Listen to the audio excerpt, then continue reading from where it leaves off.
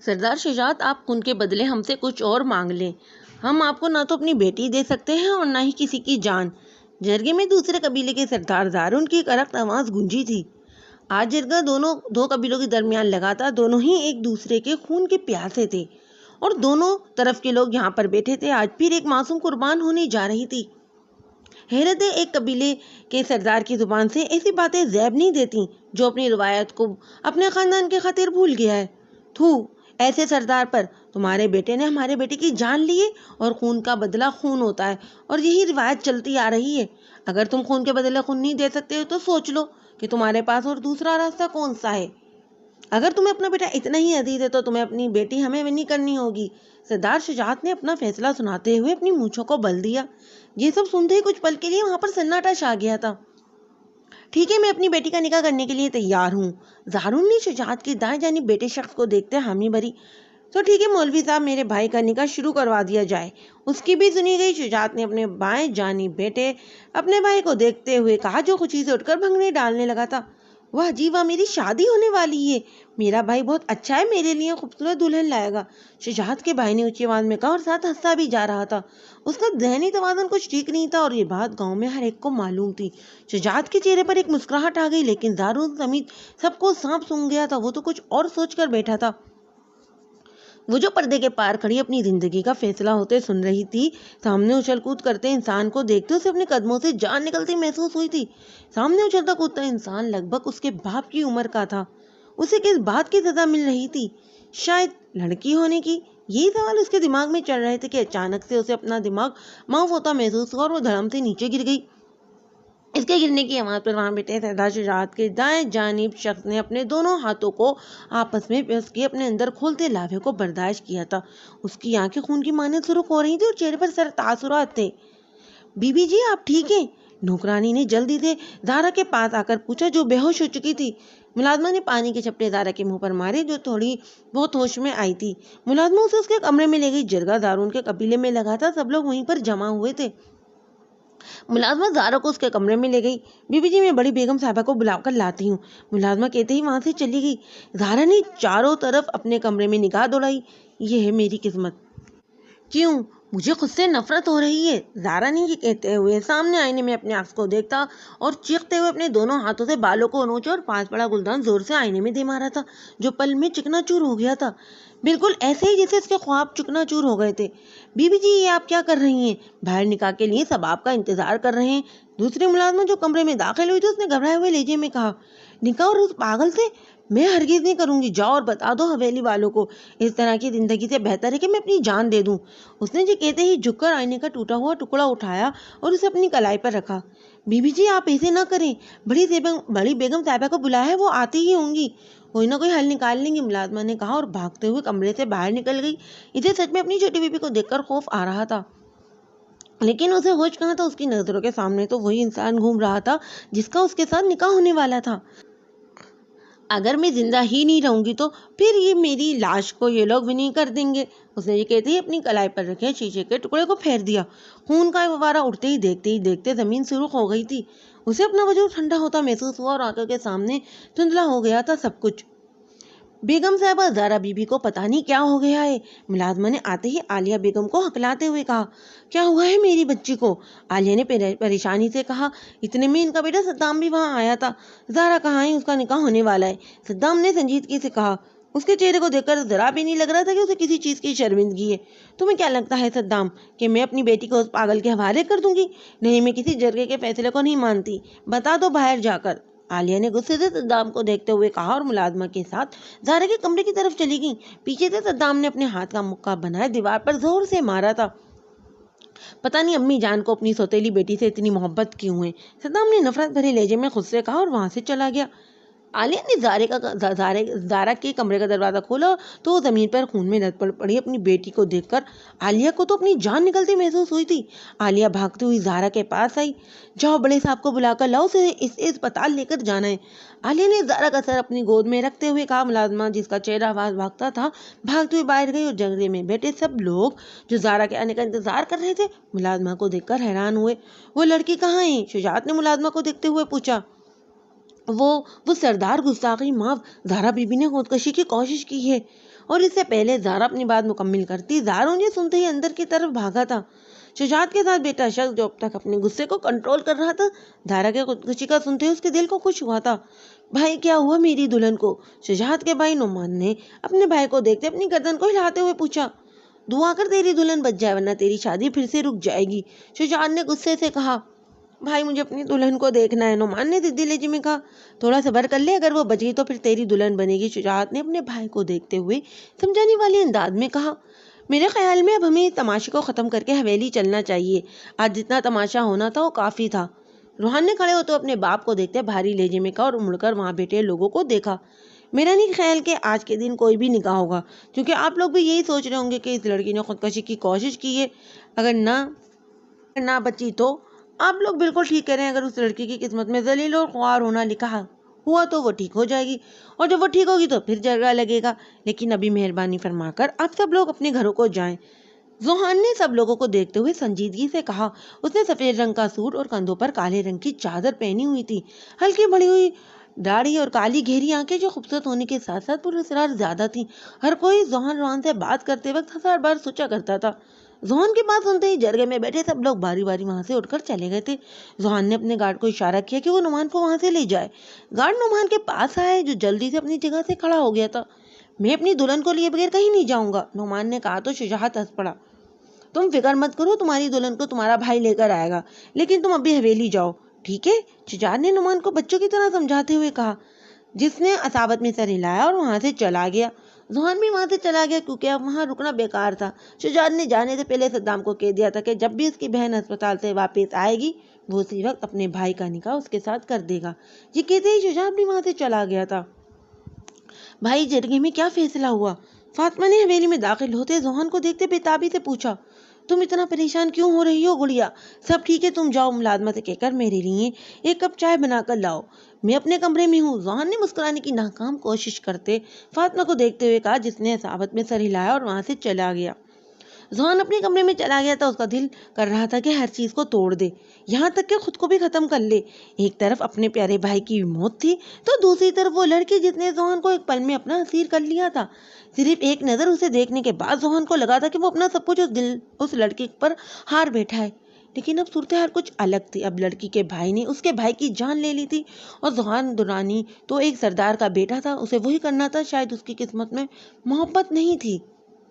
اپنے اندر کی بڑھتی بے چینی کو ختم کرنے کے لیے زوہان شاور لینے چلا گیا تھا، لیکن پھر بھی دل تھا کہ گھبرا ہی جا رہا تھا۔ اگر وہ مر گئی تو؟ دل نے کہا، اور دل کی آواز سنتے ہی زوہان کے چلتے قدم تھم سے گئے تھے۔ اگر وہ مر جائے گی تو اچھا ہے، ورنہ بچ گئی تو زندگی سسک کر گزارے گی، اس لیے اس کو مر جانا ہی بہتر ہے۔ زوہان نے اپنے گیلے بالوں میں ہاتھ پھیرتے ہوئے خود سے کہا جیسے خود کو حوصلہ دے رہا ہو، لیکن آخرکار تھک کر اس نے موبائل اٹھایا اور ایک نمبر ڈائل کیا۔ سردار شجاعت کی بیٹی کس اسپتال میں ہے معلوم کرو، اور اس کی کیا حالت ہے وہ بھی مجھے انفارم کر دو۔ زوہان نے کہتے ہی فون بند کر دیا۔ اس وقت وہ بے بسی کا پتلا بنا ہوا تھا، اپنے باپ کے فیصلے کے خلاف جا سکتا تھا اور نہ کچھ کر سکتا تھا، اس کے ہاتھ بالکل بندھے ہوئے تھے۔ ڈاکٹر صاحب میری بیٹی کیسی ہے اب؟ زارون نے ڈاکٹر کو دیکھتے ہی بےتابی سے پوچھا۔ زارون سے گاؤں کے قریب والے اسپتال لے آیا تھا، آپ کی بیٹی اب خطرے سے باہر ہے، شکر ہے آپ وقت پر ان کو یہاں لے آئے اور بلڈ بھی ارینج ہو گیا تھا ورنہ مسئلہ ہو سکتا تھا، ڈاکٹر نے پروفیشنل والے انداز میں کہا اور ایک دو داد دینے کے بعد وہاں سے چلا گیا۔ زارون وہیں اپنا سر پکڑ کر بیٹھ گیا تھا، ایک طرف بیٹی تھی تو دوسری طرف ان کا وارث تھا جس کی سزا ان کی بیٹی کو ملنے والی تھی، اور وہ خود بھی قبیلے کے سردار تھے، وہ اچھی طرح سے اپنی رسومات سے واقف تھے۔ بابا جان زارا کیسی ہے اب؟ ارکم جو اپنی بہن کا سن کر یہاں آیا تھا اپنے باپ کے آج پہلی بار جھکے کندھے کو دیکھ کر اور چہرے پر پریشانی دیکھ کر ان کے پاس بیٹھتے ہوئے پوچھا۔ آج مجھے ایک باپ کے بیٹے ہونے کی حیثیت سے نہیں بلکہ ایک سردار کی حیثیت سے فیصلہ کرنا تھا، اور سردار کے فیصلے نے زارا کے ساتھ بہت زیادتی کر دی ہے۔ صدام کی وجہ سے مجھے اپنے دشمنوں کے گھر اپنی بیٹی کو بیاہ کر بھیجنا پڑ رہا ہے، دارون نے ارکم کو دیکھتے ہوئے کہا۔ بابا جان آپ کو نہیں لگتا اس پاگل کے ساتھ آپ زارا کا نکاح کر کے اسے جیتے جی مار رہے ہیں؟ اسے بہتر تھا کہ آپ اپنے ہاتھوں سے ہی اس کی جان لے لیں، ارکم نے سنجیدگی سے کہا۔ کل پھر سے جرگہ لگے گا، اسی میں زارا کا نکاح ہوگا، اب کچھ نہیں ہو سکتا۔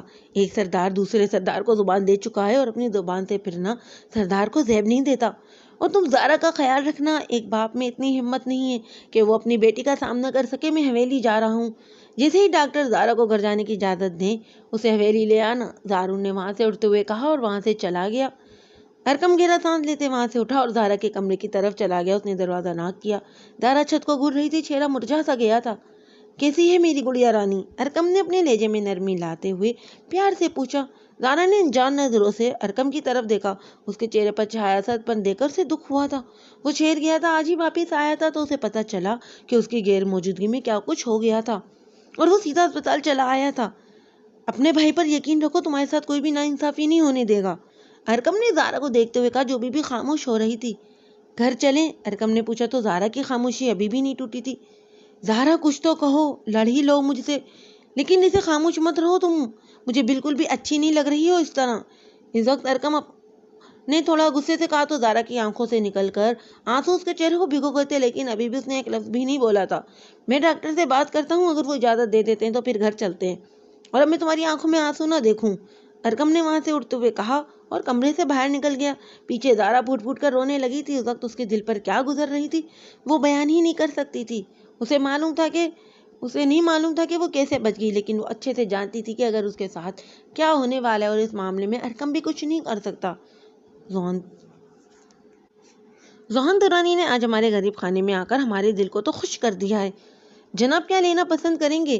عماد نے ذوحان کو دیکھتے ہوئے اپنے لہجے میں حیرانگی کے تاثرات لاتے اس سے پوچھا۔ عماد، میں اس وقت پہلے ہی پریشان ہوں، سو پلیز کسی بھی فضول گوئی سے پرہیز کرو، ذوحان نے عماد کو دیکھتے ہوئے کہا اور 2 انگلیوں سے اپنے سر کو دبانے لگا۔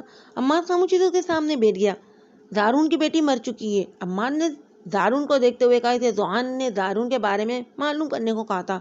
عماد کی بات جب ذوحان کے کانوں میں پڑی تو اسے لگا جیسے کسی نے اس کے جسم سے روح کو کھینچ لی ہو۔ کیا مطلب؟ آج پہلی بار ذوحان درانی کی زبان لڑکھڑائی تھی۔ جس کے سامنے بڑے بڑوں کی بولتی بند ہو جاتی تھی، آج اس کی زبان بات کرتے ہوئے لڑکھڑا رہی تھی۔ مطلب وہی ہے جو تم نے ابھی سنا ہے، اس نے کہتے ہوئے گہرا سانس لیا۔ اماں تم جانتے ہو مجھے اس طرح کے مذاق پسند نہیں ہے، ذوحان نے خود پر قابو پاتے ہوئے سرد لہجے میں کہا۔ تو مسٹر ذوحان درانی، مجھے بھی بالکل پسند نہیں ہے کہ کوئی مجھ سے اس طرح بات کرے جیسے آپ نے تھوڑی دیر پہلے کی، امان نے چمکتی آنکھوں سے ذوحان کو دیکھتے ہوئے کہا، جس کے ماتھے کے بل میں اماد کی بات سن کر اضافہ ہوا تھا۔ اماد کسی دن تم میرے ہاتھوں قتل ہو جاؤ گے، ذوحان نے اپنی جگہ سے اٹھتے ہوئے غصے سے کہا۔ اچھا یار، مذاق کر رہا تھا، اور میری بات ایک یاد رکھ، میں تیرا دوست ہوں تو کبھی غصے میں بھی نہ مجھے ڈانٹ سکتا ہے اور نہ ہی مجھ سے ناراض ہو سکتا ہے، ٹھیک ہے؟ امان نے اب سنجیدہ ہوتے ذوحان کو دیکھتے ہوئے کہا، جو دوبارہ اپنی جگہ پر بیٹھ گیا تھا۔ اچھا یار، معاف کر دے، ذوحان نے ہلکا سا مسکرا کر کہا۔ مسکراتے ہوئے ذوحان کے گالوں پر ڈمپل بن نمایاں ہوا تھا، کیونکہ وہ اچھی طرح جانتا تھا کہ اماد کے سوا کوئی نہیں ہے، اور اماد بھی اچھی طرح جانتا تھا کہ ذوحان درانی صرف اسی سے ہی سوری بول سکتا ہے، ایسے ہی نہیں تو دونوں کی دوستی کے کار کبھی کوئی ایسا موڑ آتا کہ ان کو ایک دوسرے کے لیے اپنی جان بھی دینی پڑتی تو وہ خوشی دے دیتے، اور ذوحان کا ماننا تو تھا کہ وہ خوش قسمت ہے کہ اسے اماد جیسا دوست ملا۔ ٹھیک ہے بھائی، معاف کیا تمہیں، کیا یاد کرو گے کہ کس سخی سے پالا پڑا ہے، اماد نے احسان کرنے والے انداز میں کہا۔ تم دوبارہ کوئی ایسی بات مذاق میں بھی نہیں کرو گے اماد، ذوحان نے سنجیدہ سے انداز میں کہا۔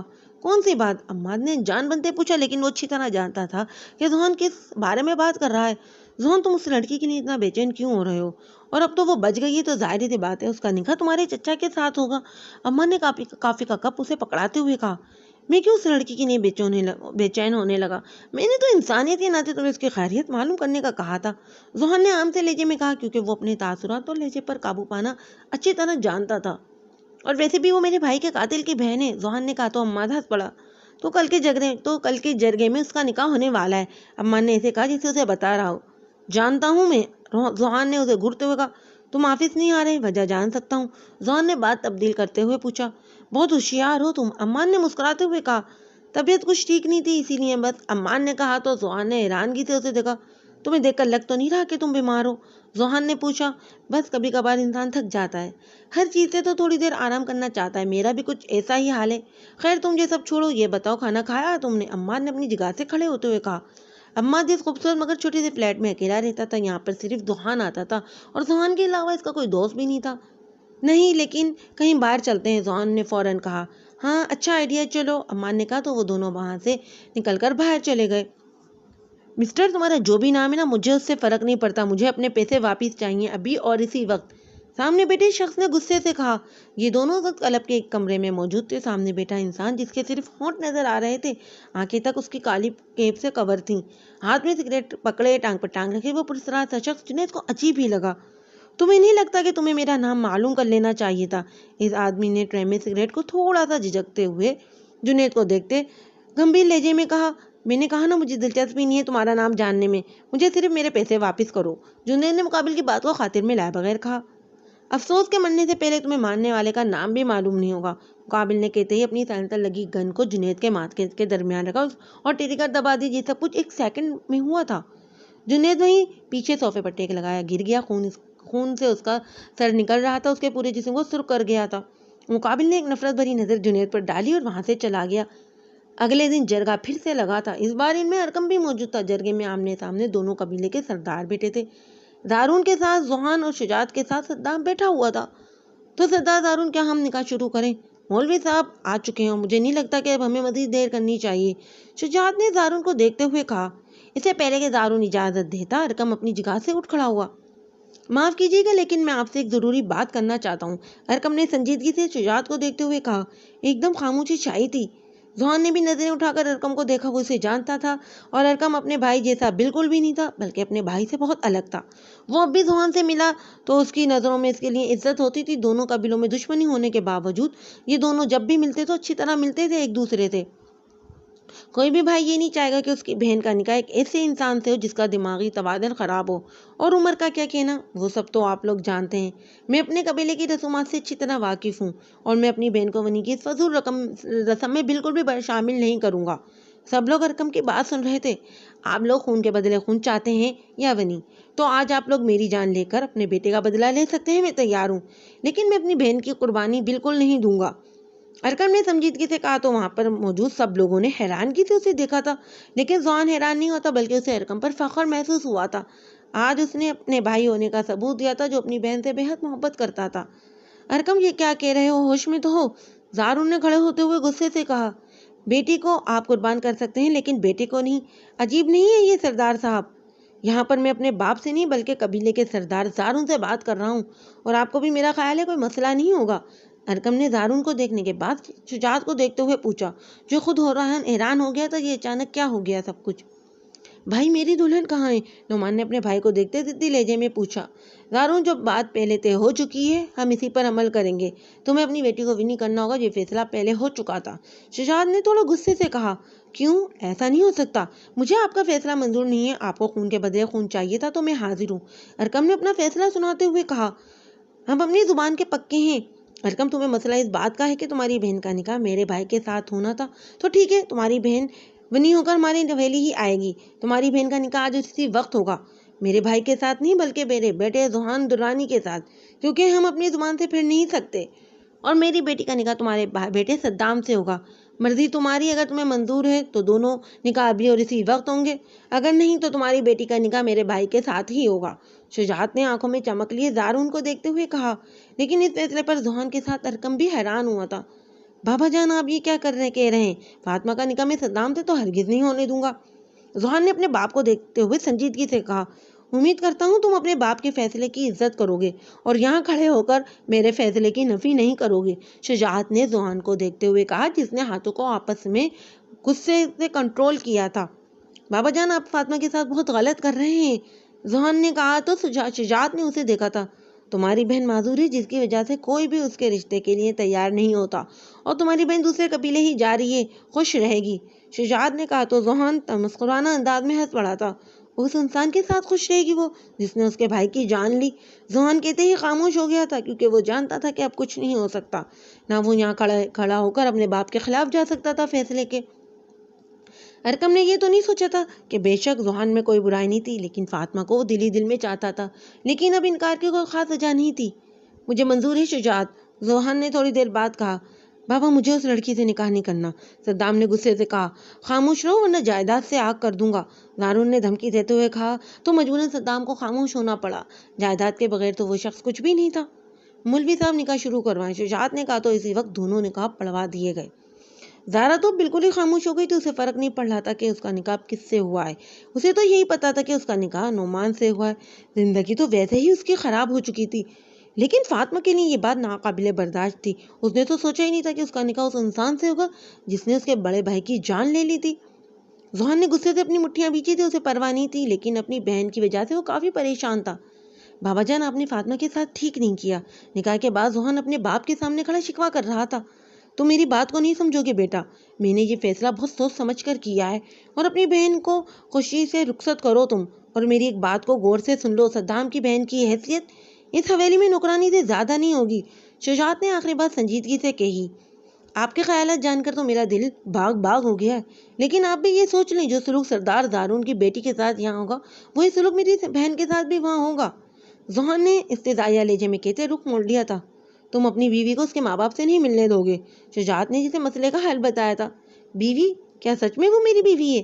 ابھی آپ نے کہا کہ اس کی حیثیت اس حویلی میں ایک نوکرانی کی ہوگی، تو ذوحان دران کی بیوی نوکرانی کیسے ہو سکتی ہے؟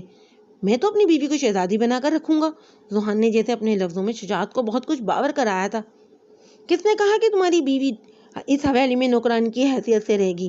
ہم سردار شجاعت اپنے بیٹے کی شادی علیشبہ کے ساتھ دھوم دھام سے کریں گے جو اس حویلی میں راج کرے گی۔ شجاعت نے گردن اکڑا کر کہا۔ ذوحان نے سنجیدگی سے اپنے باپ کی طرف دیکھا۔ وہ جانتا تھا کہ اس کے باپ کا اصل مقصد فاطمہ کی شادی کروانا تھا، جو کہ اب ہو چکی تھی۔ ذوحان بنا کچھ کہے فاطمہ کے پاس چلا گیا، جس کے نکاح کے بعد فوراً رخصتی تھی۔ فاطمہ گڑیا، کیا کر رہی ہو؟ ذوحان نے فاطمہ کو دیکھتے ہوئے پوچھا، جو افسردگی سے مسکرا پڑی تھی۔ بھائی، ان سب معاملات میں کہاں سے آ گئی؟ فاطمہ نے اپنے بھائی کو دیکھتے بے بسی سے پوچھا تھا۔ مجھے معاف کر دو فاطمہ، بابا کے فیصلے کے سامنے میں بے بس ہو گیا تھا۔ وہ بس تمہاری شادی کرنا چاہتے تھے۔ ذوحان نے شرمندہ لہجے میں کہا۔ ان کو اسی بات کی فکر ہوگی کہ ان کی معذور بیٹی کے ساتھ کون شادی کرے گا، اس لیے میرا نکاح اس انسان سے کر دیا جس نے میرے بھائی کی جان لی تھی۔ اور کیا وہ مجھے قبول کر لے گا؟ فاطمہ نے بھیگے لہجے میں کہا۔ اگر اس نے تمہیں تکلیف دینے کی کوشش کی تو اس کی بہن کو اس کا خمیازہ بھگتنا پڑے گا، ذوحان نے جذباتی پن میں سرد لہجے میں کہا، جس پر فاطمہ کھوکھلی ہنسی ہنس پڑی تھی۔ آپ مرد اسی سے زیادہ کر بھی کیا سکتے ہیں؟ فاطمہ نے تیکھے لہجے میں کہتی وہاں سے چلی گئی تھی۔ پیچھے ذوحان نے غصے سے فاطمہ کو جاتے دیکھا تھا۔ ارقم کی بے چینی بڑھتی جا رہی تھی۔ اس نے یہ تو سوچا ہی نہیں تھا کہ فاطمہ کا نکاح صدام کے ساتھ ہو جائے گا۔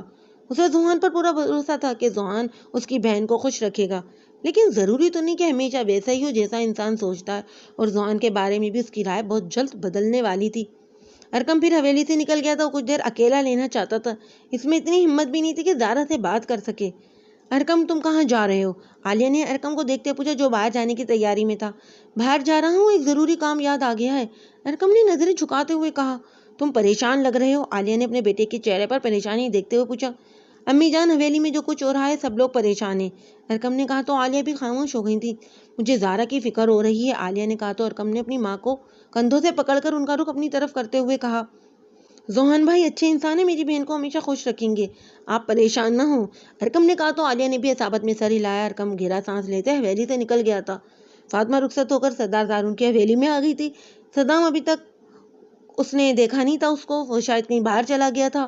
معاف کرنا بیٹا، سب کچھ اچانک ہوا، تیاری کا موقع ہی نہیں ملا، عالیہ بیگم نے فاطمہ کو دیکھتے ہوئے کہا۔ جس نے نظریں اٹھا کر عالیہ بیگم کو دیکھا تھا اس کی نظروں میں حیرت تھی، کیونکہ اسے امید نہیں تھی کہ یہاں پر کوئی اسے اتنے پیار سے بلائے گا۔ چلو اندر آؤ، باہر کیوں کھڑی ہو؟ پتہ نہیں یہ صدام کہاں چلا گیا ہے؟ نیلی کہاں ہو، یہاں پر آؤ، عالیہ نے اپنی ملازمہ کو آواز دیتے ہوئے کہا، جو ایک سیکنڈ سے پہلے یہاں پر جن کی طرح حاضر ہوئی تھی۔ جی جی بی بی جی، نیلی نے اپنے پراندے کو گھماتے ہوئے سر سے پاؤں تک فاطمہ کا معائنہ کرتے ہوئے کہا۔ فاطمہ کو صدام کے کمرے میں چھوڑا اور کھانا بھی کمرے میں دے دینا، بچی تھک گئی ہوگی بیٹا، اگر تمہیں کسی چیز کی ضرورت ہو تو بلا جھجک مجھے کہہ دینا، عالیہ نے محبت بھرے لہجے میں کہا تو فاطمہ نے عصابت میں سر ہلا دیا۔ چلیں بی بی جی، نیلی نے فاطمہ کو دیکھتے ہوئے کہا۔ بی بی جی، کیا میں آپ سے ایک سوال پوچھ سکتی ہوں؟ نیلی نے تھوڑا گھبراتے ہوئے اپنے ساتھ چلتی فاطمہ سے پوچھا، جس نے پوری طرح خود کو کالی چادر میں ڈھانپا ہوا تھا۔ کیا سچ میں آپ کا ایک بازو؟ میرا مطلب ہے، نیلی کو سمجھ میں نہیں آئی کہ کیا کہیں، اس لیے خاموش ہو گئی۔ ہاں، میں ایک ہاتھ سے معذور ہوں، فاطمہ نے اس کی بات کو سمجھ کر ہلکا سا مسکرا کر کہا۔ معاف کرنا بی بی، مجھے یہ سوال پوچھنا نہیں چاہیے تھا، نیلی نے شرمندگی سے کہا۔ ارے کوئی بات نہیں، تم معافی مت مانگو، اور یہ سچ ہے مجھے برا نہیں لگا، فاطمہ کہہ کر خاموش ہو گئی۔ بی بی جی، آپ بہت اچھی ہیں، لیکن نیلی کہتے کہتے کچھ خاموش ہو گئی۔ لیکن کیا؟ فاطمہ نے رک کر پوچھا۔ وہ آپ کا کمرہ آ گیا ہے، نیلی نے طلال کو دیکھتے ہوئے بات بدلتے ہوئے کہا، جو وہاں کھڑا فاطمہ کو دیکھ کم کھر زیادہ رہا تھا۔ فاطمہ نے نیلی کی نظروں کے تعاقب میں دیکھا تو وہاں طلال کھڑا تھا۔ اس کی نظروں میں کچھ ایسا ضرور تھا کہ فاطمہ نے جلدی سے نظریں جھکائی اور کمرے میں داخل ہو گئی۔ کمرہ کافی بڑا اور کشادہ تھا۔ فاطمہ وہاں بیڈ کے کونے پر جا کر بیٹھ گئی تھی اور اپنی زندگی کے بارے میں سوچنے لگی تھی کہ اب پتہ نہیں آگے کیا ہونے والا تھا۔ زارا کو عالیان اور زارن نے رخصت کر دیا تھا۔ ان کو امید نہیں تھی کہ ان کی بیٹی کے ساتھ اچھا سلوک ہوگا، لیکن پھر بھی دونوں نے دعا میں اپنی بیٹی کو رخصت کیا تھا، جو بالکل ہی خاموش سی ہو گئی تھی۔ اس نے نہ اپنی ماں سے کوئی گلہ کیا، نہ باپ سے۔ عالیہ بیگم نے تو زارا کو اپنی سگی اولاد کی طرح پالا تھا۔ بے شک وہ اس کی سگی اولاد تھی، سوتیلی ماں تھی، لیکن کبھی بھی انہوں نے زارا کو اس بات کا احساس نہیں ہونے دیا تھا۔ زارا شجاعت کی حویلی میں داخل ہوئی تو اس کی نظریں جھکی ہوئی تھیں۔ ذوحان فاطمہ سے ملنے کے بعد ہی کہیں چلا گیا تھا۔ شجاعت، آپ کیسے میری بیٹی کو اس لڑکی کے بھائی کے ساتھ بیاہ سکتے ہیں؟ اور آپ نے میرے بیٹے کا نکاح بھی اس لڑکی کے ساتھ کروا دیا ہے؟ اس کی اوقات کیا ہے؟ میرے بیٹے کی پیر کی جوتی کے قابل بھی نہیں ہے یہ منحوس لڑکی۔ شکیلہ نے زارا کو دیکھتے ہی اپنے شوہر کو کہا۔ جب سے اسے جرگے کے فیصلے کا پتہ چلا تھا وہ بس سردار زارن کے گھر والوں کو کوس ہی رہی تھی۔ شکیلہ، حوصلہ رکھو، یہ لڑکی ونی ہو کر یہاں آئی ہے اور اسے اس حویلی میں بہو بنا کر نہیں لایا گیا ہے، بلکہ اس حویلی میں ایک نوکرانی کا اضافہ ہو گیا تھا۔ شجاعت نے اپنی گردن اکڑاتے ہوئے اپنی بیوی کو دیکھتے ہوئے کہا، لیکن صاحب، اس لڑکی کو دیکھتے ہی میرا خون کھول اٹھا ہے، یہ میرے بیٹے کی قاتل کی بہن ہے۔ شکیلہ اس وقت اتنے غصے میں تھی کہ اپنی بیٹی کے بارے میں بھی بھول گئی۔ میں بتاتی ہوں تیری اوقات کیا ہے، آج سے تیرا ایک ایک پل تکلیف میں نے نہ بدل دیا تو میرا نام بھی شکیلہ نہیں۔ شکیلہ نے کہتے ہی زارا کو بالوں سے پکڑا اور اسے گھسیٹتے ہوئے وہاں سے لے گئی۔ برداشت کرنے کے باوجود بھی زارا اپنی سستی کو دبا نہیں سکی تھی۔ شکیلہ نے ایک چھوٹے سے کمرے کا دروازہ کھولا اور زارا کو اندر دھکا دے دیا، جو زمین پر جا گری تھی۔ اس کے کلائی پر بندھی سفید پٹی خون نکلنے کی وجہ سے سرخ ہو گئی تھی۔ یہ ہے تیری اوقات؟ کل صبح حویلی میں سب کا تو ناشتہ بنائے گی، اگر کوئی بھی کوتاہی ہوئی تو انجام بہت برا ہوگا۔ شکیلہ نے سرد لہجے میں کہا اور وہاں سے چلی گئی۔ زارا نے کمرے کے ارد گرد دیکھا۔ یہ ایک چھوٹا سا کمرہ تھا جہاں سائڈ پر کچھ بستر پڑے تھے۔ زارا کو کمرے کو دیکھ کر ہنس پڑی تھی۔ زارا نے آنسو پیتے دل میں سوچا، جتنی وہ کوشش کرتی کہ اس کے آنسو باہر نہ آئیں، اتنے ہی وہ باہر نکلنے کو بےتاب ہوتے تھے۔ اب تو پوری زندگی ہی ایسے گزارنی تھی، چاہے کچھ بھی ہو جاتا۔ رہنا تو اس نے اسی حویلی میں تھا، چاہے نوکرانی بن کر ہی کیوں نہ رہتی۔ وہ پھوٹ پھوٹ کر رو دی تھی۔ بھابھی، آپ نے شجاعت بھائی سے بات کی؟ الشبا نے جب سے ذوحان کے نکاح کا سنا ہے اپنے کمرے میں خود کو بند کیے بیٹھی ہے، رو رو کر میری بچے کا برا حال ہو گیا ہے۔ شادیہ نے شکیلہ کو دیکھتے ہوئے کہا، تم فکر مت کرو، میں صاحب سے بات کر چکی ہوں۔ اس لڑکی کا بے شک ذوحان سے نکاح ہوا ہے، لیکن وہ اس گھر میں نوکرانی کی حیثیت سے رہے گی۔ ذوحان کی شادی تو میری الشبا کے ساتھ ہی ہوگی۔ وہ بدزال لڑکی کبھی بھی اس گھر کی مالکن نہیں بن سکتی، نہ میں اسے بننے دے سکتی ہوں۔ اور ذوحان کو بھی اس لڑکی میں کوئی دلچسپی نہیں ہے، دیکھا تم نے؟ وہ تو نکاح ہوتے ہی وہاں سے نکل گیا تھا۔ شکیلہ نے مطمئن انداز میں کہا، بھابھی وہ تو آپ کی بات ٹھیک ہے، لیکن میں نے سنا ہے کہ وہ لڑکی کافی خوبصورت ہے، اگر اس نے اپنی اداؤں سے ذوحان کا دل جیت لیا تو۔ شادی نے اپنا خدشہ ظاہر کیا، اس لڑکی کو میں ایسا بنا دوں گی کہ کوئی اس کی طرف دیکھنا بھی گوارا نہیں کرے گا، اور نہ مان تو وہ اس لڑکی کو ہی اپنی بیوی مان رہا ہے۔ اگر میں اس لڑکی کے کمرے میں رات کے وقت اس کو بھیج دوں تو سوچو، ذوحان تو بدگماں ہوگا، بلکہ اسے پھر سے نفرت کرنے لگے گا۔ شکیلہ نے اپنا منصوبہ بناتے ہوئے کہا، ان سب چیزوں میں وہ اپنے بیٹے کی موت اور فاطمہ کو بالکل ہی فراموش کر چکی تھی۔ بھابھی، آپ نے تو پہلے ہی سب کچھ سوچ رکھا ہے۔ میں الشبا کو سمجھانے کی کوشش کرتی ہوں، اس نے کھانا بھی نہیں کھایا۔ شادیہ نے وہاں سے اٹھتے ہوئے خوشی سے کہا، ہاں ہاں جاؤ تم۔ شکیلہ نے کہا تو شادیہ وہاں سے چلی گئی۔ نکاح مبارک ہو ذوحان دورانی، امان نے ذوحان کو دیکھتے ہوئے کہا، جو اپنے ہاتھ کی 2 انگلیوں سے اپنی کنپٹی کو دبا رہا تھا۔ شٹاب امان، میں بالکل بھی مذاق کے موڈ میں نہیں ہوں۔ ذوحان نے کھجانے والی نظروں سے امان کو دیکھتے ہوئے کہا، خیر، مذاق کا موڈ تو میرا بھی نہیں ہے، لیکن دوست ہونے کے ناطے مبارکباد دینا میرا فرض ہے۔ ویسے بھی میں جرگے میں موجود تھا۔ ارکم نے کافی بہادری کا مظاہرہ کیا، اور ایک عورت کی زبان سے میں نے یہ بھی سنا کہ وہ کہہ رہی تھی کہ شکر ہے سردار ذوحان کی بیٹی کا نکاح اس پاگل کے ساتھ نہیں ہوا۔ وہ لڑکی تو کافی خوبصورت ہے جسے سردار شجاعت کے بیٹے کا نکاح ہوا ہے۔ کیا یہ سچ ہے؟ امان نے سنجیدگی سے کہا، وہ نہیں جانتا تھا کہ وہ مزید ذوحان کو غصے کو ہوا دے چکا ہے۔ تم نے اگر اب ایک لفظ بھی زبان سے نکالا تو جان سے مار دوں گا میں تمہیں، ذوحان نے اسے دھمکی دیتے ہوئے کہا، جس کا اثر بھی اماد پر ہوا تھا۔ ٹھیک ہے، کچھ نہیں کہتا، اور حویلی جاؤ، پتہ نہیں تمہارے ظالم گھر والوں نے اس بیچاری کے ساتھ کیا سلوک کیا ہوگا۔ امان نے اس بار سنجیدگی سے کہا، تمہیں اس کی اتنی فکر کیوں ہو رہی ہے؟ ذوحان نے تکھے لہجے میں پوچھا۔ وہ معصوم ہے، اس لیے مجھے اس کی فکر ہو رہی ہے، کیونکہ تمہاری حویلی میں اس کی فکر کرنے والا کوئی نہیں، اس کا اپنا شوہر بھی نہیں۔ امان نے سخت لہجے میں کہا، مجھے ایک بات سمجھ نہیں آتی، میرے علاوہ تم حویلی کے ہر انسان سے اتنی نفرت کیوں کرتے ہو؟ ذوحان نے اس بار دھیمے لہجے میں پوچھا۔ امان خاموش رہا تھا، ہمیشہ کی طرح اس کا جواب خاموشی ہی تھی۔ میرے خیال سے اب تمہیں حویلی چلے جانا چاہیے، اماد نے گہرا سانس لیتے ہوئے کہا۔ تم مجھے اپنے فلیٹ سے نکال رہے ہو؟ ذوحان نے ایک آبرو اچکاتے ہوئے پوچھا۔ یہ فلیٹ تمہارا ہے ذوحان، میرا کچھ نہیں ہے، امان نے زوہان کی طرف دیکھتے ہوئے کہا۔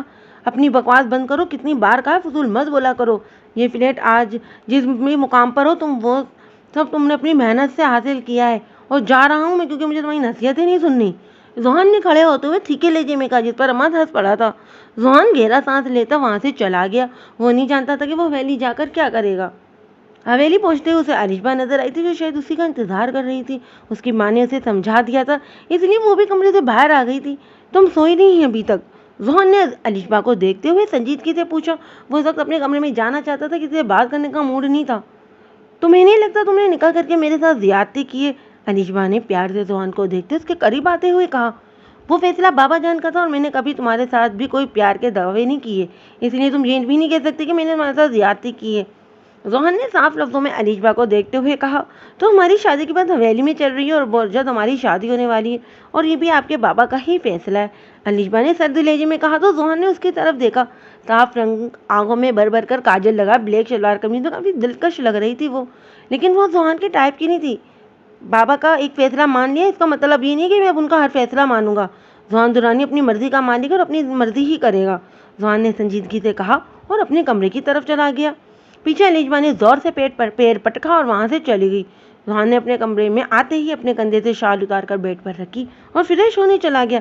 فریش ہو کر وہ کافی بہتر محسوس کر رہا تھا۔ اس کے دماغ میں ایک ہی خیال آ رہا تھا کہ وہ اس لڑکی کا کیا ہوا تھا جس کے ساتھ اس کا نکاح ہوا تھا۔ کیا مصیبت ہے، زوہان نے جھنجھلا کر کہا اور اپنے کمرے سے باہر نکل گیا۔ سفید شلوار قمیض میں کافی تھکا تھکا سا لگ رہا تھا۔ وہ جانتا تھا کہ اس کی ماں نے اسے کہاں رکھا ہوگا، اس لیے اس کا اسی کمرے کی طرف گیا تھا جس کے دروازے پر لوگ تو لگتا نہیں تھا کہ کوئی بھی اندر آ سکتا تھا۔ زوہان نے دروازے کی طرف ہاتھ بڑھایا، لیکن پھر رک گیا۔ پھر اپنے دل کے ہاتھوں مجبور ہو کر اس نے دروازہ کھولا۔ زہرا سامنے کھڑی سوچ رہی تھی۔ زوہان نے گہری نظروں سے زہرا کا جائزہ لیا، جو دوپٹے کے بغیر کھڑی تھی۔ زہرا کو خود پر کسی کی نظروں کی تپش کا احساس ہوا تو اس نے ارد گرد دیکھا، لیکن دروازے کے پاس کھڑے زوہان کو دیکھ کر وہ ایک دم ڈر گئی تھی۔ آپ کون ہیں؟ زہرا نے سامنے کھڑے زوہان کو دیکھتے ہوئے گھبرائے لہجے میں کہا۔ جس سے تھوڑی دیر پہلے تمہارا نکاح ہوا ہے، زوہان نے اپنے قدم زہرا کی طرف بڑھاتے ہوئے سنجیدگی سے کہا۔ زوہان نے زہرا کی اسی کلائی کو پکڑتے اسے کھینچ کر اپنے سامنے کیا جہاں پر پٹی بندھی ہوئی تھی۔ تکلیف سے زہرا کرا اٹھی تھی، لیکن زوہان نے اس کا ہاتھ نہیں چھوڑا اور خود اس کے سامنے کھڑا کیا تھا۔ چاہے تم نہیں ہو کر آئی ہو، لیکن نکاح تو میرا تمہارے ساتھ ہی ہوا ہے، زوہان نے مظلومانہ الفاظ میں زہرا کے پیلے پڑتے چہرے کو دیکھتے مزید کہا۔ اتنا گھبرا کیوں رہی ہو؟ شوہر ہوں تمہارا، حق رکھتا ہوں تم پر، اور وہی تو لینے آؤں۔ زوہان نے اپنا ہاتھ آگے بڑھاتے زہرا کے بالوں کو کان کے پیچھے کرتے ہوئے گہرے لہجے میں کہا، جو بت بنی زوہان کو دیکھ رہی تھی۔ اس نے تو نکاح کے وقت نام پر دھیان ہی نہیں دیا تھا کہ اس کا نکاح کس کے ساتھ ہو رہا ہے۔ تمہیں ایک حقیقت بتا دیتا ہوں۔ زوہان نے زہرا کے دونوں ہاتھوں کو کمر کے پیچھے لے جا کر اپنے گرفت میں لیا اور دوسرے ہاتھ سے اس کے ہونٹوں پر ہاتھ رکھا۔ اس وقت وہ پوری طرح زوہان کی قید میں تھی۔ جسے تمہارا نکاح ہوا ہے وہ میں نہیں ہوں۔ زوہان نے زہرا کے چہرے کے تاثرات دیکھے، جس نے نفی میں سر ہلا کر زوہان کو روکنے کی ناکام کوشش کی تھی۔ آنسو تو شاید پہلے ہی نکلنے کو بےتاب تھے۔ اس سے اچھا تو تھا کہ وہ مر جاتی، کم از کم اس کی عزت تو محفوظ ہوتی۔ زوہان نے غور سے زہرا کی بھیگی آنکھوں کو دیکھ رہا تھا۔ اس وقت وہ خود بھی نہیں جانتا تھا کہ وہ کیا کچھ بول گیا ہے، لیکن سامنے کھڑی لڑکی کو دیکھتے ہی ایسا لگتا تھا کہ وہ ارد گرد کی ساری چیزیں فراموش کر بیٹھا ہے۔ وہ بھی نہ جانے کیوں کچھ بھول گیا تھا۔ وہ زہرا کو تھوڑا خوفزدہ نہیں کرنا چاہتا تھا، لیکن اپنے لفظوں سے کچھ زیادہ ہی کر چکا تھا۔ اس کے ہاتھوں پر زہرا کے آنسو گرے تو وہ ایک دم ہوش کی دنیا میں لوٹا تھا۔ اس کے چہرے سے فوراً ہاتھ پیچھے کیا اور کچھ قدم زہرا سے دور ہو کر کھڑا ہوا، جو چہرے پر حیرانگی کے تاثرات لیے اسے دیکھ رہی تھی۔ حویلی میں مرد ملازم بھی ہیں اور یہاں کوئی بھی آ سکتا ہے۔ اس کمرے کا لاک بھی خراب ہے، تم دوسرے کمرے میں چلو، زوہان نے سنجیدگی سے کہا، لیکن زہرا اپنی جگہ سے ایک انچ بھی نہیں لی تھی۔ مقابل کا لہجہ پل بھر میں تبدیل ہوا۔ محترمہ، کیا میں فارسی بول رہا ہوں؟ اور گھبرانے کی بات نہیں، میں ہی تمہارا شوہر ہوں، مجھ سے ہی تمہارا نکاح ہوا ہے، اب چلو یہاں سے، زوہان نے بازو سے پکڑتے ہوئے کہا، جس کے منہ سے ہلکی سی سسکی نکلی تھی، لیکن دل میں سکون سا پھیل گیا تھا۔ زوہان نے مڑ کر زہرا کی طرف دیکھا اور ایک نظر اس کی کلائی پر ڈالی جو اس کے ہاتھ میں تھی۔ زوہان نے فوراً اس کے ہاتھ کو چھوڑ دیا۔ ساتھ والے کمرے میں چلی جاؤ، وہ اس کمرے سے بہتر ہے، زوہان کہتے ہی وہاں سے چلا گیا۔ زہرا بھی حیران سی آنکھوں میں خوف لیے وہاں کھڑی تھی۔ اسے سمجھ نہیں آیا کہ سامنے والا انسان تھا تو کون اور اسے کیا دورے پڑتے ہیں، لیکن زہرا نے اپنی چادر اٹھائی اور خود پر لیتے دوسرے کمرے کی طرف چلی گئی۔ اس نے جلدی سے پہلے دروازہ لاک کیا تھا، پھر جا کر وہاں بڑے چھوٹے سے بیڈ پر بیٹھ گئی تھی۔ یہ کمرہ بھی چھوٹا ہی تھا، لیکن اس کمرے کی نسبت بہتر تھا۔ اس کے دل میں زوہان کی جانب سے ایک سکون کی لہر نصیب ہوئی تھی۔ زوہان اپنے کمرے میں ہاتھ ہی ٹھہرنے لگا تھا۔ اس کا مقصد زہرا کو ڈرانا ہرگز نہیں تھا، لیکن وہ اسے بری طرح ڈرا چکا تھا۔ اس نے سائڈ ٹیبل سے سگریٹ کی ڈبی لینے کے لیے ہاتھ اٹھایا تو اس کی نظر اپنی ہتھیلی پر گئی جہاں پر خون کے دھبے موجود تھے۔ اس نے اپنے ہاتھ کو دیکھا، اس کا دھیان زہرا کے بازو کی طرف گیا تھا جس کے ہاتھ پر سرخ پٹی بندھی تھی۔ میں کیوں اس کے بارے میں اتنا سوچ رہا ہوں؟ وہ میرے بھائی کے قاتل کی بہن ہے، اس کے ساتھ میں اچھا کیسے کر سکتا ہوں؟ ذوحان نے منہ میں بڑبڑاتے ہوئے کہا اور جا کر اپنے ہاتھ کو واش کیا۔ وہ اس وقت بحث تھی کہ پہلے دوراہے پر کھڑا تھا۔ ذوحان نے اپنے دماغ سے سارے خیالات کو جھٹکا اور سونے کے لیے لیٹ گیا۔ صبح اسے شہر جانا تھا، اس لیے اپنے دماغ کو پرسکون کرنے کے لیے لیٹ گیا تھا۔ صبح 6 بجے ذوحان شہر کے لیے نکل گیا تھا۔ پوری رات زہرا سوئی نہیں تھی۔ ابھی تھوڑی دیر پہلے اس کی آنکھ لگی تو ملازمہ نے آ کر دروازہ کھٹکھٹایا۔ ملازمہ نے مدی مدی سی آنکھیں کھول کر دروازے کی طرف دیکھا اور اٹھ کر بیٹھ گئی۔ اس کا سر درد سے پھٹ رہا تھا۔ زہرا نے دروازہ کھولا تو ملازمہ اندر آئی۔ تم تو دوسرے کمرے میں تھی نا، تو یہاں کیسے آئی؟ چلو چھوڑو اس بات کو، میرے ساتھ چلو۔ بڑی بیگم نے کہا ہے کہ تم میرے ساتھ اب سے سارے کام کرو گی۔ ملازمہ جس کا نام پنکی تھا آتے ہی بولنے لگی تھی، باجی اگر میں تم کہہ کر پکاروں تو کوئی مسئلہ تو نہیں ہوگا؟ میرا مطلب ہے کہ تم دوسرے قبیلے کے سردار کی بیٹی ہو اور اتنی خوبصورت بھی ہو۔ کاش میری جلد بھی تمہاری جیسی ہوتی۔ پنکی نے ہاتھ بڑھا کر زہرا کے ہاتھ کو چھوتے ہوئے ٹھنڈی ابھرتے ہوئے کہا۔ زہرا خاموش رہی تھی۔ تم نے مجھے جواب نہیں دیا۔ پنکی نے زہرا کو خاموش دیکھا تو سوال کیا۔ میرے خیال سے تم مجھے پہلے ہی تم کہہ کر مخاطب کر چکی ہو، اور جو تمہارا دل کرے وہ مجھے کہہ سکتی ہو۔ آخری بات زہرا سرد لہجے میں کہتے ہی فریش ہونے چلی گئی۔ پنکی وہیں بیٹھ کر اس کا انتظار کرنے لگی۔ زہرا باہر آئی تو پنکی کی نظر اس کی کلائی پر پڑی جس کی پٹی سرخ ہو رہی تھی۔ باجی تمہارے ہاتھ سے تو خون نکل رہا ہے۔ پنکی نے جلدی سے زہرا کے پاس آتے اس کے بازو کو دیکھتے ہوئے پریشانی سے کہا۔ ہاں لیکن اب ٹھیک ہے، زہرا نے عام سے لہجے میں کہا۔ اس کے ذہن میں ذوحان گھوم گیا تھا۔ باجی تم نا میری ایک بات غور سے سن لو، مجھے تمہارے لیے بہت برا لگ رہا ہے، یہاں پر کوئی بھی تمہارا ہمدرد نہیں ہے۔ پنکی نے سنجیدہ ہوتے زہرا کو دیکھتے ہوئے کہا، جس پر زہرا ہنس پڑی تھی۔ اس کی ہنسی میں بھی تکلیف کا عنصر شامل تھا۔ میرا خیال ہے ارکم بھائی رمی کے علاوہ میرا اس دنیا میں کوئی ہمدرد ہے بھی نہیں، لیکن ایک ہمدرد مجھے یہاں تمہاری شکل میں ملا ہے۔ زہرا نے پنکی کو دیکھتے کہا تو جو خوشی سے مسکرا پڑی تھی۔ باجی مجھے ان حویلی والوں سے کسی قسم کی اچھی امید نہیں ہے۔ ذوحان صاحب بھی آج صبح شہر کے لیے نکل گئے ہیں۔ اب مجھے ڈر لگ رہا ہے، نہ جانے آپ کے ساتھ یہ لوگ کیا سلوک کریں۔ پنکی نے کہا۔ ذوحان کون ہے؟ زہرا نے سنجیدگی سے پوچھا۔ ذوحان اسے رات والا شخص یاد آ گیا تھا۔ باجی تم بھی عجیب ہو، ذوحان صاحب کے ساتھ ہی تو تمہارا نکاح ہوا ہے۔ پنکی نے حیرانگی سے مزید زہرا کو حیران کرتے ہوئے کہا۔ اس کا مطلب ہے وہ رات کو جھوٹ بول رہا تھا کہ وہ میرا شوہر نہیں ہے؟ سب نے ہی مجھے تکلیف پہنچانے کا ٹھیکہ لیا ہوا ہے۔ زہرا نے دل میں سوچا۔ گلابی چہرے کی سرخی بڑھ گئی تھی۔ کیا ہوا باجی؟ چلو ہمیں دیر ہو گئی ہے اور میں تمہارے ہاتھ کی پٹی بھی کر دیتی ہوں، پنکی نے کہا اور زہرا کو بازو سے پکڑ کر وہاں سے لے گئی۔ رانی میرا قہوہ کہاں ہے؟ عریشہ نے اپنے خاص ملازمہ کو دیکھتے ہوئے پوچھا۔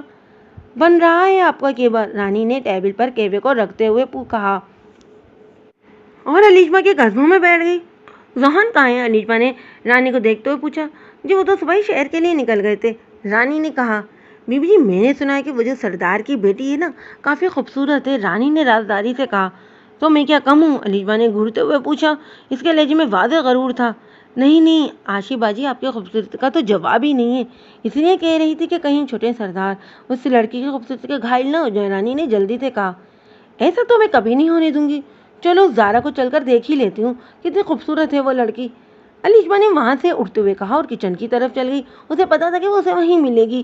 زہرا پنکی کے ساتھ مل کر کام کر رہی تھی، اسے شوق تھا گھر کے کام کرنے کا، اس لیے عالیہ بیگم کے منع کرنے کے باوجود بھی وہ بہت سے کام خود سے کرتی تھی، اس لیے اسے سارے کام آتے تھے۔ زہرا پراٹھے بناتی جلدی سے اپنے ہاتھ چلا رہی تھی۔ اسی وقت علیشہ رانی کے ساتھ کچن میں آئی اور ایک پل کے لیے چولہے کے آگے کھڑی زہرا کے سرخ چہرے کو دیکھ کر ایک پل کے لیے وہ ٹھٹک سی گئی تھی۔ جیسا اس نے سنا تھا زہرا ویسی ہی تھی، بڑی بڑی آنکھیں، سفید رنگ، کالے کندھوں تک آتے بال دیکھ کر تو علیشہ نے دل میں اس کی خوبصورتی کو سراہا تھا، لیکن فوراً ہی اس نے اپنے دماغ کو جھٹکا تھا۔ تو تم ہو ونی میں آئی لڑکی؟ علیشہ نے زہرا کو دیکھتے ہوئے پوچھا، جس نے اس کی طرف دیکھا تھا۔ نیلے رنگ کے شلوار سوٹ میں ملوث آنکھوں میں بھر کر کاجل ڈالے علیشہ بھی پیاری لگ رہی تھی۔ اسے اپنی آنکھوں پر بہت ناز تھا، اس کی شربتی رنگ کی آنکھوں میں سرما ڈالنے کے بعد بہت اچھی لگتی تھی۔ زہرا خاموش رہی تھی، پنکی بھی وہاں سے ہٹ کر پیچھے کھڑے ہو گئی تھی۔ علیشہ چلتی ہوئی زہرا کے پاس آئی اور ایک نظر اس نے چولہے پر ڈالے توے پر جس پر گرم تیل پڑا ہوا تھا۔ علیشہ نے چہرے پر مسکراہٹ لیے زہرا کو دیکھا۔ مجھے وہ گلاس پکڑانا، علیشہ نے کہا تو زہرا نے ہاتھ آگے بڑھا کر علیشہ کو پکڑا، لیکن اس وقت علیشہ نے توے کو تھوڑا ترچھا کر دیا، جس کی وجہ سے گرم آئل زہرا کے پیروں پر گر گیا، جس نے جوتا بھی نہیں پہنا تھا۔ گرم تیل گرنے کی وجہ سے زہرا کی چیخ پورے کچن میں گونجی تھی، جلن کی وجہ سے اس کی آنکھوں میں پانی آ گیا تھا۔ اوہ دھیان سے دیکھو، تمہارا پیل جل گیا ہے، پتہ نہیں تمہارا دھیان کہاں تھا؟ علیشہ نے چہرے پر मसनूई परेशानी लाते हुए कहा तो ज़ारा ने सुर्ख आंखों से उसे देखा। और हाँ रानी, इस बेचारी को कभी किसी ने अब कपड़े तो लेकर देने नहीं है, तो जो कपड़े मैंने इसे फेंकने के लिए तुम्हें दिए थे ना, वो इसे दे देना। अलिशबा ने एहसान करने वाले अंदाज में कहा। जी बीबी जी, रानी ने कहा तो अलिशबा वहाँ से चली गई। पीछे रानी भी वहाँ से निकल गई थी। पिंकी और रानी दोनों ने देखा था कि अलिशबा ने तेल गिराया। रानी के चेहरे पर तो मुस्कुराहट थी, लेकिन पिंकी परेशान सी खड़ी थी। अलिशबा के जाने के बाद पिंकी फौरन ज़ारा के पास आई थी। बाजी दिखाएं, आपका पेट तो बहुत ज़्यादा जल गया है। पिंकी ने ज़मीन पर बैठी ज़ारा को देखते हुए कहा। मैं ठीक हूँ, मुझे पराठे बनाने। ज़ारा ने वहाँ से उड़ते हुए कहा। वो जान गई थी कि काम ना करने के नतीजे में आगे और क्या भुगतना होगा उसको। नहीं बाजी, मैं कर लूँगी, तुम रहने दो, पिंकी ने वहाँ से उठते हुए कहा। ज़ारा ने अपने सुर्ख पैर को देखा तो गर्म आंसू आंखों से गाल भिगोकर ज़मीन पर गिरने लगे थे। तकलीफ तो उसे बहुत हो रही थी, लेकिन अब तो सारी ज़िंदगी से यही सब कुछ बर्दाश्त करना था। वो लड़की कहाँ है? शकीला ने नाश्ते के बाद पिंकी से पूछा। बेगम साहिबा, वो अपने कमरे में, उसका पैर जल गया था, पिंकी ने जल्दी से कहा। लो, और कुछ नहीं किया तो पहले ही बहाना बनाकर कमरे में बैठ गई। इसे कहो सफाई में तुम्हारी मदद करे, उसके बाद दोपहर का खाना बनाए। उसे यहाँ आराम करने के लिए नहीं लाए हैं हम, शकीला ने नहुतपन से कहा और वहाँ से चली गई। पिंकी, ये ले मेरा सूट और उस लड़की को के प्रेस कर दे, मुझे मार्केट जाना है। शकीला के जाने के बाद शादिया ने वहाँ आते पिंकी को देखते हुए कहा। बीबी जी, मैं कर दूँ? पिंकी ने सूट को पकड़ते हुए कहा। जितना तुझे कहा है ना, इतना ही कर, ज़्यादा दादी ना बन, शादिया ने घूरते हुए कहा और वहाँ से चली गई। ये पता नहीं कौन सी दुश्मनी बाजी से निकाल रही हैं, पिंकी ने मुंह में बड़बड़ाते हुए कहा और वहाँ से चली गई। बाजी, ये शादिया बीबी का सूट है, इसे प्रेस कर दो, लगता है तुम्हारे हाथ का खाना खाकर तुम्हारी पिंकी बन गई है, इसलिए अपने सारे काम तुमसे ही करवाने, पिंकी ने सूट को बेड पर फेंकते हुए कहा। पिंकी, ज़ारा ने ना समझी थे पिंकी को देखते हुए पूछा। अरे फ़ैन होता है ना उर्दू में, फ़ैन को ही पंखा कहते हैं ना, पिंकी ने ना समझाने वाले अंदाज में कहा। ज़ारा हल्का सा मुस्कुरा पड़ी थी। अच्छा, मैं कर देती हूँ, तो मुझे बताओ इस तरह कहाँ है? ज़ारा ने खड़े होते हुए पूछा। इसे चलने में बहुत तकलीफ हो रही थी, लेकिन इग्नोर किए खड़ी हो गई।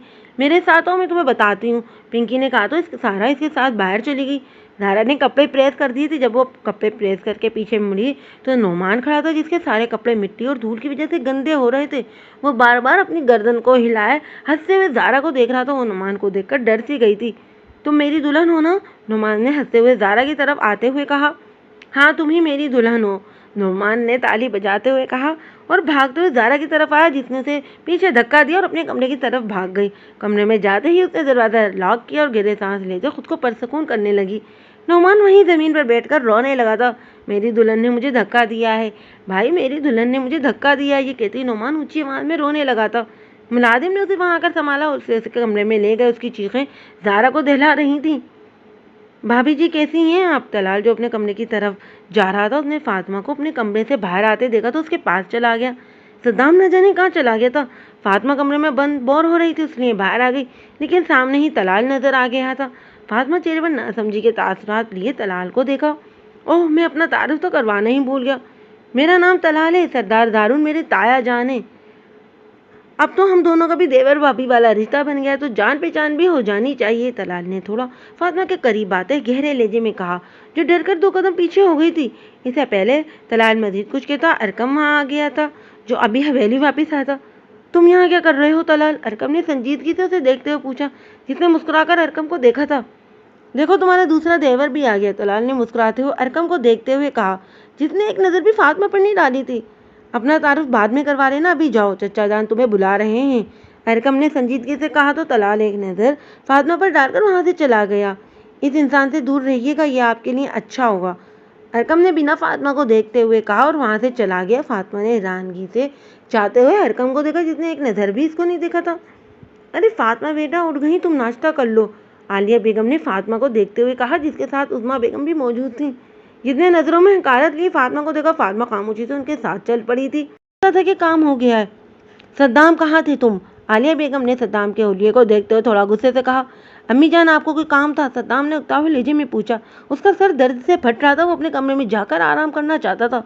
फातिमा, अब तुम्हारी बीवी है और तुम ना जाने निकाह के बाद कहाँ गायब हो गए हो, अब हवेली वापिस आए हो, तीखे लहजे में बोली थी।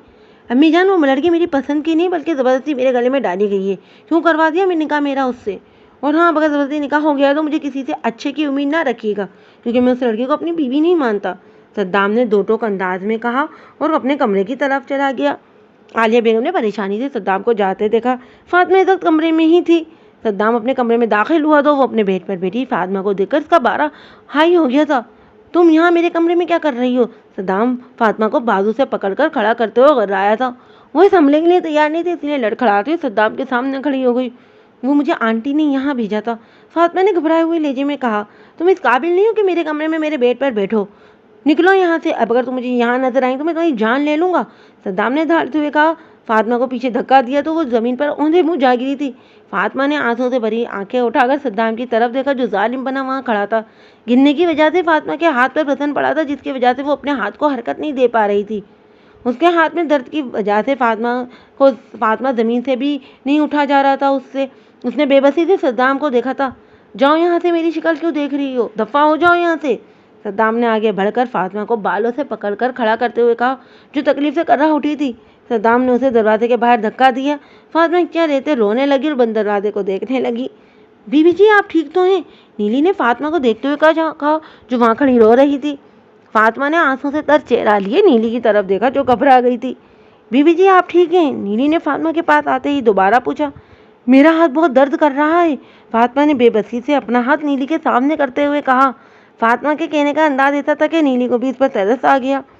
آپ روئے مت، چلے میرے ساتھ، میں بڑی بی بی کے پاس آپ کو لے جاتی ہوں، نیلی نے کہا اور اسے وہاں سے لے گئی۔ ارقم دور کھڑا فاطمہ کو دیکھ رہا تھا، کیسی بے بسی تھی کہ وہ فاطمہ کے لیے کچھ بھی نہیں کر سکتا تھا۔ اس کی سرخ آنکھیں گواہ تھی کہ وہ اس لڑکی کی تکلیف نہیں دیکھ پا رہا تھا۔ نیلی فاطمہ کو عالیہ کے کمرے میں لے گئی تھی۔ بیٹا رونا بند کرو اور نیلی جاؤ، تم دیکھو ارقم گھر پر ہے، بچی کو اسپتال لے جائے گا، عالیہ نے پریشانی سے فاطمہ کا ہاتھ دیکھتے ہوئے کہا۔ نیلی ارقم کو بلانے چلی گئی تھی جو شاید باہر ہی جا رہا تھا۔ صاحب بڑی بی بی آپ کو بلا رہی ہیں، نیلی نے ارقم کو دیکھتے ہوئے کہا جو خاموشی سے اس کے ساتھ چل پڑا تھا۔ ارقم کمرے میں داخل ہوا تو عالیہ کے ساتھ چپکی فاطمہ پر ایک نظر ڈال کر اس نے اپنی ماں کو دیکھا۔ جی امی آپ نے بلایا؟ ارقم نے سنجیدگی سے پوچھا تھا۔ ہاں بیٹا فاطمہ کو اسپتال لے جاؤ، اس کا ہاتھ گرنے کی وجہ سے بہت درد کر رہا ہے، زیادہ مسئلہ نہ ہو جائے، عالیہ نے کہا۔ امی میں لے جاتا ہوں، لیکن مشورہ ہے کہ آپ ڈاکٹر کا انتظام کر لیں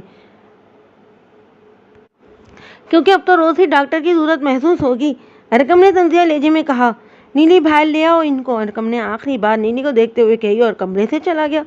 چاؤ بیٹا میں آج ہی دارون سے بات کرتی ہوں، وہی صدام کو سیدھا کریں گے، عالیہ نے پیار سے فاطمہ کو دیکھتے ہوئے کہا جو وہاں سے اٹھ کر نیلی کے ساتھ باہر چلی گئی تھی۔ اس کے ہاتھ میں کچھ زیادہ ہی درد ہو رہا تھا۔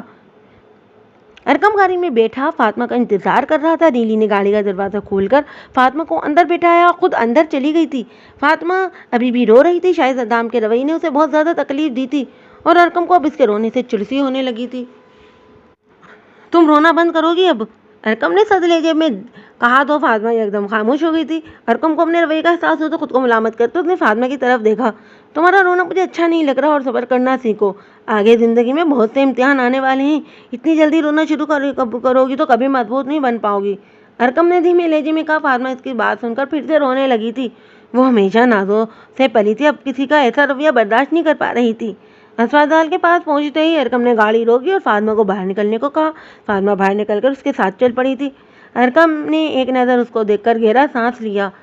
کیا ہوا؟ زارون نے اپنی زوجہ کو پریشان میں دیکھا تو پوچھا۔ زارون صدام کو زہرا کا ذرا بھی احساس نہیں ہے، جو کچھ میری بیٹی اور فاطمہ کے ساتھ ہوا ہے صرف اسی کی وجہ سے ہوا ہے، اسی کی وجہ سے میری بیٹی بینی ہو کر گئی ہے اور اسے ذرا سی بھی پرواہ نہیں ہے۔ فاطمہ پر وہ ظلم کر رہا ہے، اسے کمرے سے باہر نکال دیا، وہ بچی زمین پر گر گئی، اس کے ہاتھ میں شدید درد تھا، اس لیے میں نے اسے اسپتال ارقم کے ساتھ بھیجا ہے، اگر صدام کی وجہ سے زارا پر مصیبت آئی تو میں اسے کبھی معاف نہیں کروں گی، عالیہ نے غصے سے کہا۔ بیگم صاحبہ آپ پریشان نہ ہو، میں صدام سے بات کرتا ہوں، زارا نے اپنی پگڑی اتارتے ہوئے ٹیبل پر رکھتے ہوئے کہا۔ میں آپ کے لیے پانی لاتی ہوں، عالیہ کہہ کر وہاں سے چلی گئی تھی۔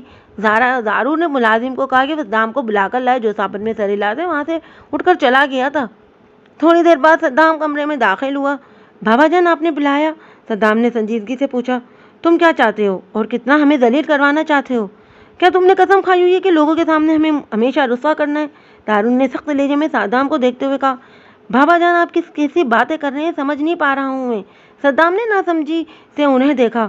فاطمہ کی بات کر رہا ہوں، اور میری ایک بات کان کھول کر سن لو صدام، اگر تم نے اب اسے کمرے سے باہر نکال دیا، اس پر کسی قسم کا ظلم کیا تو تمہیں میں اس حویلی سے باہر نکالنے میں ایک سیکنڈ بھی نہیں لگاؤں گا، اب جاؤ یہاں سے، یہ میری آخری وارننگ ہے، زارون نے کہا تو صدام نے غصے سے اپنے باپ کو دیکھا تھا۔ لیکن بابا جان، صدام نے کچھ کہنا چاہا لیکن زارو نے اسے روک دیا تھا۔ میں نے جو کہنا تھا کہہ دیا ہے، اب جاؤ یہاں سے، زارو نے کہا تو صدام جبڑے تانے وہاں سے چلا گیا تھا۔ بھابھی آپ اس لڑکی کو لیے اتنا پریشان کیوں ہو رہی ہیں؟ عظمیٰ نے عالیہ کو دیکھتے ہوئے پوچھا، جو فاطمہ اور ارقم کا انتظار کر رہی تھی۔ عظمیٰ، فاطمہ میری بہو ہے اور جن حالات میں نکاح ہوا ہے وہ بچی سہم گئی ہے، یہاں پر اس کے لیے سب کچھ نیا ہے، اگر میں بھی اس کا خیال نہیں رکھوں گی تو کون رکھے گا؟ اور دیکھا نہیں تم نے صدام نے اس کے ساتھ کیا سلوک کیا ہے؟ عالیہ نے کہا تو فاطمہ ہنس پڑی تھی۔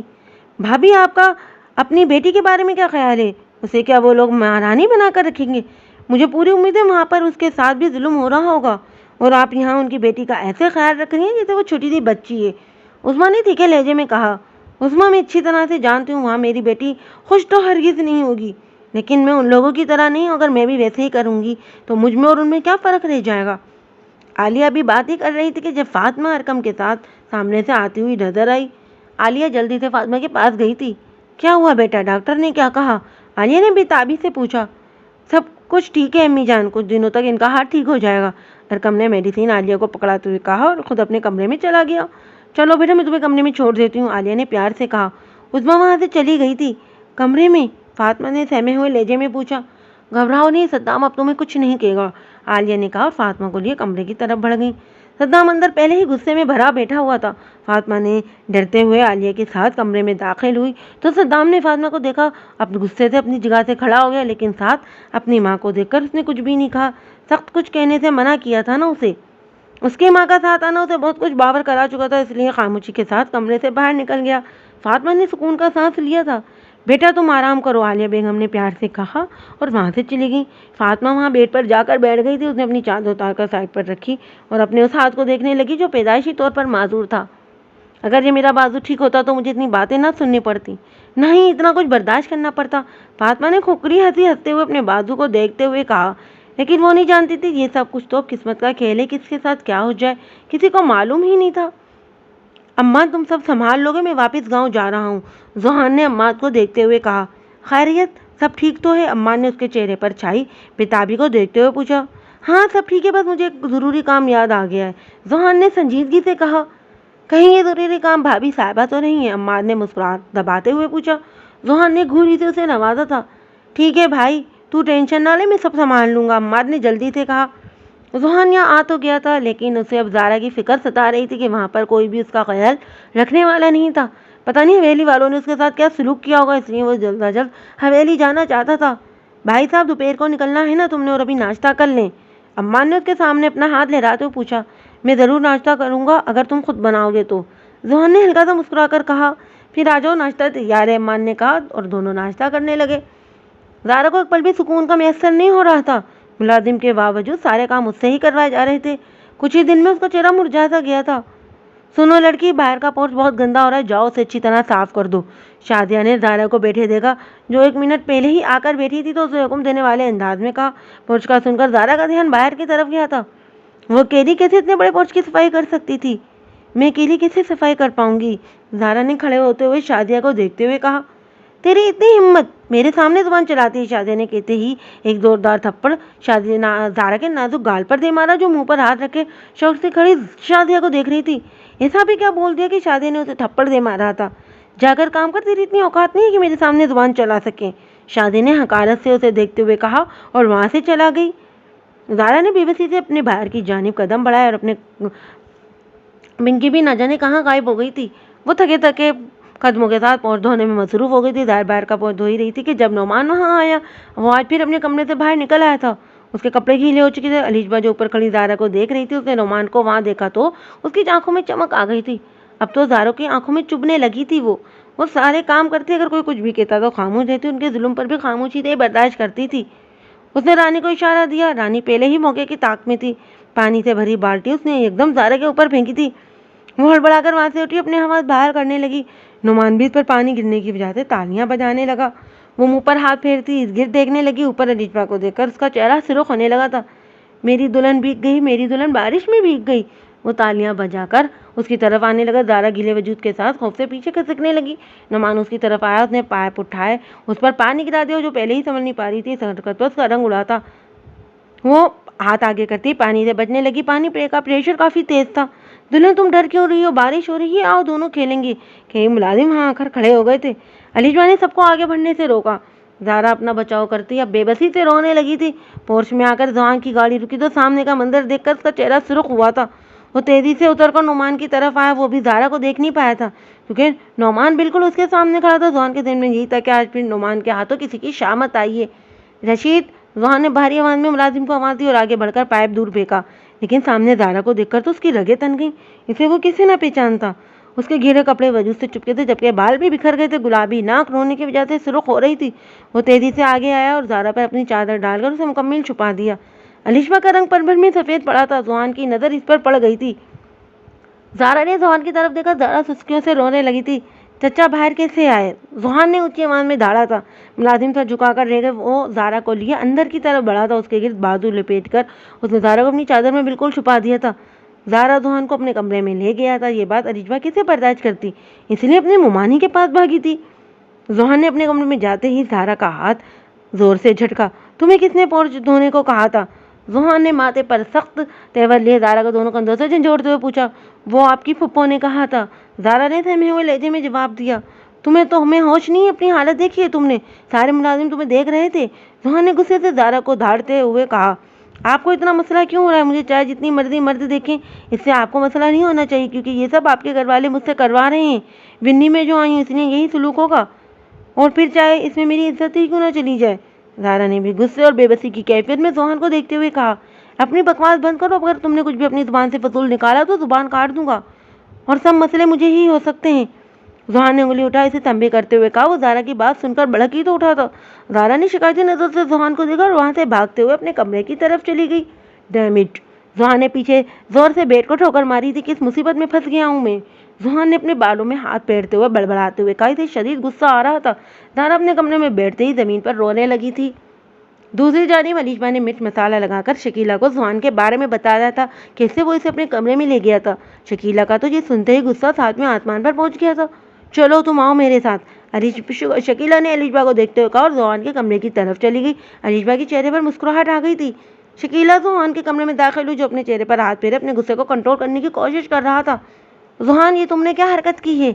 शकीला का इशारा जहान के कमरे की तरफ लाना था। जहान ने मुड़कर पहले अपनी माँ को फिर अलीशा को देखा, जो जहान की सिफाक आंखें देखकर एक पल के लिए घबरा गई थी। किस बारे में आप बात कर रही हैं? जहान ने सीने पर हाथ बांधते हुए संजीदगी से कहा। मैं उस लड़के की बात कर रही हूँ। तुम्हें इससे इतनी हमदर्दी क्यों हो रही है? वो लड़की तुम्हारे भाई के कातिल की बहन है। शकीला ने सख्त लहजे में कहा। मुझे कुछ भी बताने की जरूरत नहीं है, और अगर आइंदा चचा मुझे ज़ारा के इर्द गिर्द नजर आए तो हवेली वालों की खैर नहीं होगी। वो मेरी बीवी भी है। जहान ने करख लहजे में एक एक लफ्ज़ पर जोर देकर कहा और फ्रेश होने चला गया। शकीला ने तो अपने मुंह पर हाथ रखे अलीशा को देखा था। आज ही मैं साहब से बात करती हूँ। तुम्हारी और जहान की शादी थी कि इस लड़की को तो मैं अच्छा सा सबक सिखाऊंगी। शकीला ने गुस्से से कहा और कमरे से बाहर चली गई। अलीशा काफ़ी देर जब्त करती वहीं खड़ी रही थी। उस्मा सरदार दारून के छोटे भाई की बीवी थी, जिसकी एक हादसे में मौत हो गई थी। उसका एक ही बेटा था जिसका नाम तलाल था। तलाल की आदतें सद्दाम से बहुत ज़्यादा मिलती थी, लेकिन अरकम उनसे बिल्कुल ही मुख्तलिफ था। तलाल ज़ारा को पसंद करता था, लेकिन जब इसका निकाह हो गया तो उसे दुख बिल्कुल भी नहीं हुआ, बल्कि फातिमा को देखते ही उसकी आंखों में चमक सी आ गई थी। उसने सोचा ज़ारा ना सही तो फातिमा ही सही। फातिमा बहुत खूबसूरत थी, इसलिए उसके आगे पीछे रहता था। अब भी फातिमा किचन की तरफ जा रही थी जब तलाल ने उसे देखा और उसके पीछे चल पड़ा। किचन में दाखिल होते ही फातिमा ने एक नज़र दौड़ाई, लेकिन उसे कोई नज़र नहीं आया। फातिमा पीछे मुड़ने ही लगी थी कि किसी ने उसे पीछे से कमर से पकड़कर खुद के करीब किया। फातिमा जो अपने ध्यान में खड़ी थी डर कर एकदम उछल पड़ी थी। तलाल ने उसके दोनों बाजुओं पर अपनी गिरद मजबूत के उसके बालों की खुशबू को अपने अंदर उतारने लगा। फातिमा ने अपने दूसरे बाजू की कोहनी को जोर से तलाल के पेट पर मारा, जो संभलने के लिए तैयार नहीं था, इसलिए कुछ फासले पर जा खड़ा हुआ था। फातिमा ने चेहरे पर खौफ लिए तलाल की तरफ देखा, जो पेट पर हाथ रखे फातिमा की तरफ बढ़ रहा था। फातिमा उल्टे कदम लेती किचन के दरवाजे से भाग गई थी। ये वाला दरवाजा हवेली की पिछली साइड की जानिब खुलता जाता था, जहाँ से बाहर का गेट भी नजर आता था।